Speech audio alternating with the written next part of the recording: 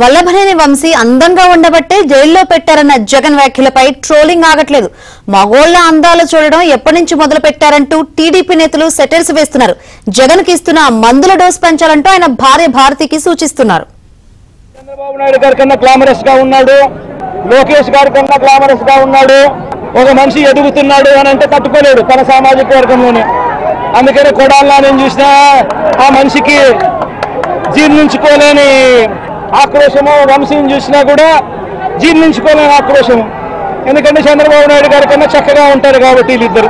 అవినాష్ కూడా పాపం ఎప్పుడో ఒకసారి టార్గెట్ అవుతాడు, ఎందుకంటే లోకేష్ కన్నా చక్కగా ఉన్నాడు కాబట్టి. ఇది చంద్రబాబు నాయుడు గారి మనస్తత్వం. ఏమైంది జగన్ కి? ఏంది మగోళ్ళ అందం గురించి మగోళ్ళు చెప్పేది ఏంది? ఇక్కడెక్కడో తేడా కనిపిస్తుంది. చూడు, ఆయన కొడాలి నాని అంత అందంగా ఉన్నాడు, వల్లభనేని వంశీ ఇంకా అందంగా ఉన్నాడు. వాళ్ళ అందాలు ఎప్పుడు చూస్తున్నావని నువ్వు? ఇంకొక ఆయన దేవినేని అవినాష్ ఇంక చంద్రబాబు కంటే అందంగా ఉన్నాడు. ఇప్పుడు మనం ఎవరైనా మగోళ్ళు ఆడోళ్ళు అందాలు చూస్తారు, ఆడోళ్ళు మగోళ్ళు అందాలు చూస్తారు.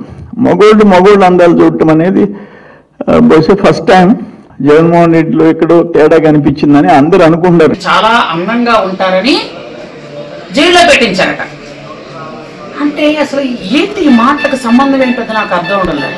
జగన్మోహన్ రెడ్డి మాట్లాడడం వంశీయును నాని, కొడాలి నాని ఇద్దరు అందంగా ఉంటారట. అందుకు చంద్రబాబు నాయుడు గారు, లోకేష్ బాబు గారు తట్టుకోలేక వాళ్ళు అరెస్ట్ చేయిస్తున్నారట. అందుకే చెప్తున్నాను, మందులు సరిగా వాడండి అని.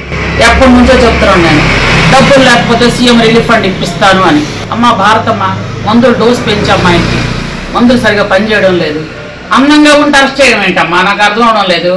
కొడాలి నాన్నగారు, వంశీ గారు అందంగా ఉన్నారని అరెస్ట్ చేయిస్తున్నారా? అందుకే మందులు సరిగా పనిచేయటం లేదు. ఎందుకంటే మతి స్థిమితం లేని వాళ్ళు వచ్చి మాట్లాడితే ఇలాగే